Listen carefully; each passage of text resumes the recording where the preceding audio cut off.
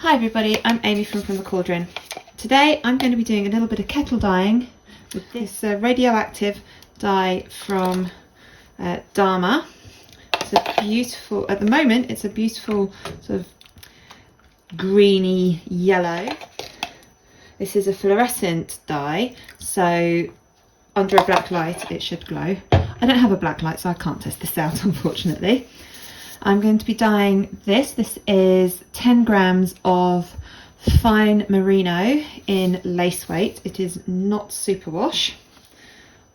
Ooh. So I'm just going to be doing a little bit of kettle dyeing with this. There's 0.1 gram of dye in here. So I'm aiming to get an approximately 1% depth of shade in this, which means 1 gram of dye for every 100 grams of yarn. I've only got 10 grams of yarn here, so I only need 0.1 grams of dye. Now, because this is an acid dye, I'm going to add a teaspoon of vinegar. Now, all this equipment is for dyeing only. I don't use it for food preparation anymore. This water is just below a boil, and I'm just going to leave it now for 10-15 minutes. Hopefully all the dye will bind to the yarn. It's been about 20 minutes and there still is some colour in here, so I'm going to add a squirt of vinegar and I'm just going to let it go for a little while longer. I know the fluorescent ones can take a bit of extra time, so I might move this into something else. I've got this roasting tin that I usually use for low immersion type dyeing, but I'm just going to pour everything in here, turn the heat on low, there we go, and just give this just a bit of extra time to try and absorb as much of that dye as possible, so I can now use my pot for something else. I've got lots more dyeing projects on the go today. I've left this on the heat for quite a while, probably close to an hour now, while I've been doing other things, and I haven't really noticed any change in the colour of the water. I think that yellow is just going to take a really long time to absorb, so I'm just going to turn this off the heat and let it cool down completely, and hopefully in that time the yarn will absorb the rest of that yellow dye. Okay, it's the next day, so let's do some washing. This was, ooh, check out that beautiful green.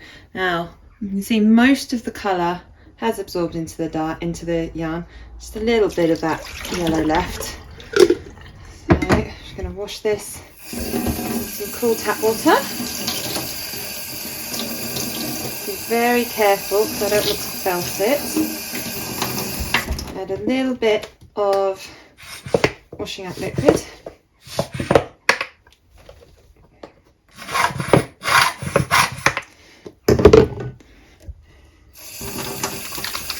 this is just to get out the excess dye, any vinegar that might still be in there. But it looks like the water's running clear, which is fantastic. So I can just rinse this out and hang it up to dry. Wow, look at how bright this yarn is. It certainly lives up to its name, Radioactive. Now this is actually a fluorescent colour, so if I had a black light I would be able to see it under the black light, but I don't. It's something I need to get in the future. Considering this is hand dyed, it's pretty solid colour all the way around. I haven't noticed any particularly dark patches or light patches. So I'm very happy with how this has turned out, and I really love this dye so much. And this fine merino yarn is just so unbelievably soft. I have no idea what I'm going to knit with this, but I'm looking forward to using it in something. So thank you so much for watching this video. I really hope you enjoyed it. Please click like and subscribe to my YouTube channel. I aim to produce a new dyeing tutorial every Monday. I like to experiment with different fibre types and dyes and techniques and all sorts. So leave a comment down below. Let me know what you'd like to see me do next. Thank you so much for watching.